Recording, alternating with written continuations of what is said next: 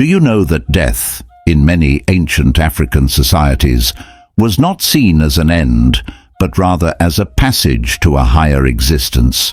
Across various African cultures, death was often perceived as a transition to the afterlife, and in some cases, a profound honor, especially for warriors who fell in battle. This concept is deeply intertwined with spiritual beliefs, ancestor worship, and the idea of reincarnation or spiritual continuity. In this video, we'll explore 10 ancient African societies where death was viewed as a noble or blessed occurrence, particularly for those who died in service to their people or kingdom. These warriors fought fearlessly, motivated by the belief that death was not the end, but the beginning of a spiritual journey toward honor, ancestral unity, and eternal life. 1. Ancient Egypt, Kemet. In ancient Egypt, death was not feared, but embraced as a crucial step toward eternal life. The Egyptians believed in a profound connection between life and death, where the deceased transitioned to the afterlife. For warriors, dying in battle was considered a noble sacrifice, particularly if they died defending the pharaoh or their homeland. Their belief system revolved around Ma'at, the concept of truth, balance, and order, which guided every aspect of life, including death. The ancient Egyptians held that after death, the soul would be judged in the afterlife by the god Osiris. Those who lived and died honorably, especially those who died for the kingdom, would pass into an eternal afterlife. In this context, warriors were glorified, their courage immortalized in the stories of their people. Death, far from being an end, was a doorway to the afterlife, where the honorable continued their existence in a paradise of peace and harmony. 2. Kingdom of Kush, Nubia. South of Egypt, the Kingdom of Kush was home to a powerful warrior culture where death in battle was considered a divine calling. For the Kushites, particularly those in military service, dying in defense of the kingdom brought them closer to their gods. The Kushites worshipped a pantheon of deities, with Apedemak, the lion-headed war god, at the center of their warrior traditions. Warriors who died in service to the kingdom were believed to have secured a noble passage to the afterlife, where they would be honored among their ancestors. This cultural belief empowered the Kushite warriors, who fought fiercely and fearlessly, knowing that their death would not only bring them closer to the divine, but also cement their place in the spiritual history of their people. 3. Asante Empire, Ghana. In the Asante Empire, death in service to the kingdom was the highest honor a warrior could achieve. The Asante, hailing from modern-day Ghana, revered their warriors, particularly those who died defending the Golden Stool, a sacred symbol of unity and authority.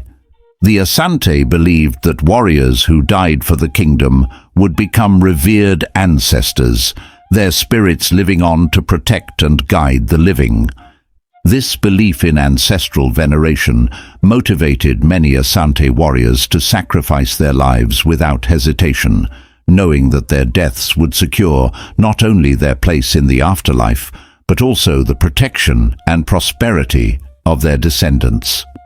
Their spirits would continue to influence the living world, maintaining the Asante's strength and unity for generations. 4. Zulu Kingdom, South Africa. In the Zulu kingdom, warriors were trained from a young age to embrace the possibility of death. The Zulu warrior code, instilled by King Shaka Zulu, glorified courage, loyalty, and fearlessness in battle. Warriors were taught that dying in combat was a pathway to reunite with their ancestors in the afterlife, where they would continue to play an important role in the spiritual realm. For the Zulu people, death was not a loss, but a transition into the ancestral lineage. Warriors who died with bravery and honor were remembered as part of the ancestral spirits, who would continue to watch over and protect the living. This belief system fueled the Zulus' military success, as their warriors faced enemies without fear, driven by the understanding that death was not the end, but a continuation of life in the spiritual world. 5. Dahomey Kingdom, Benin.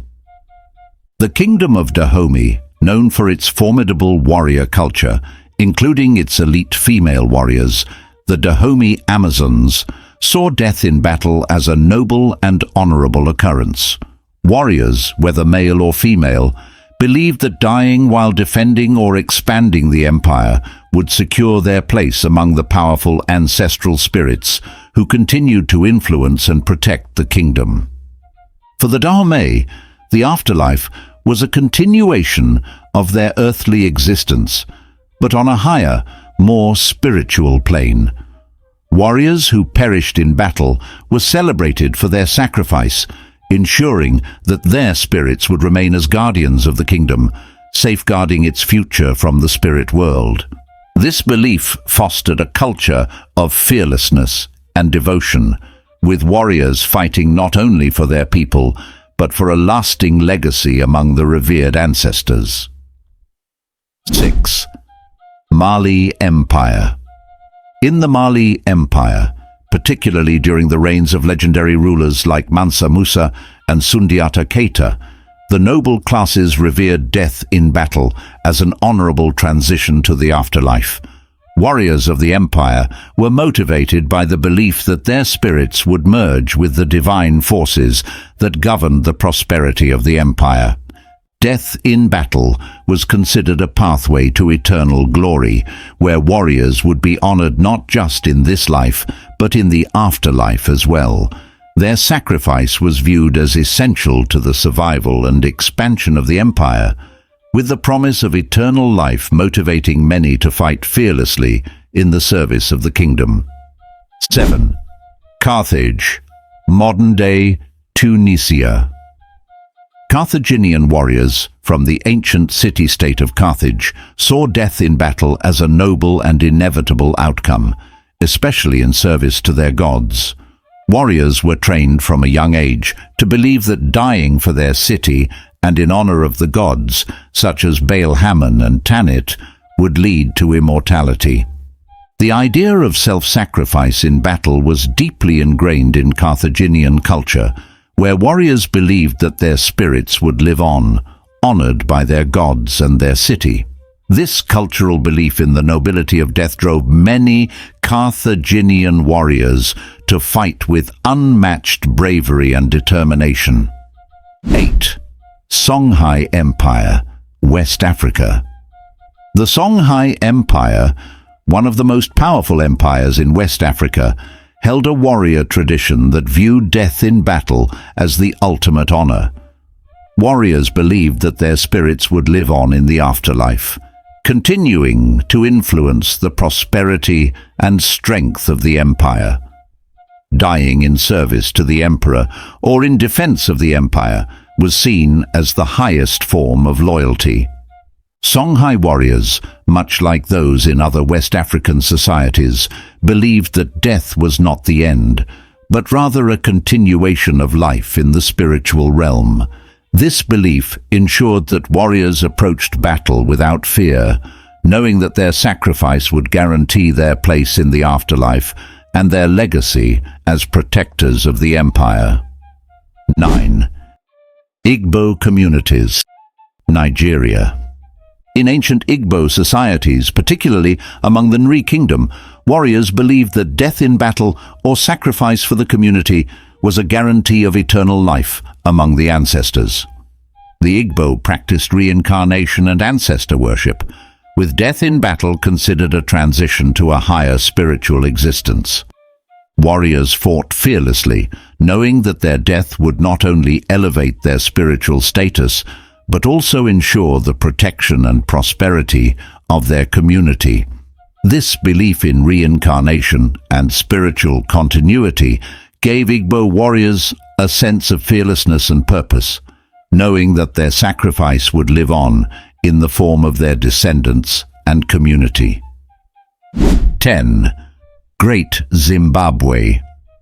The people of Great Zimbabwe, particularly the elite and warrior classes, held strong spiritual beliefs tied to the Mwari cult.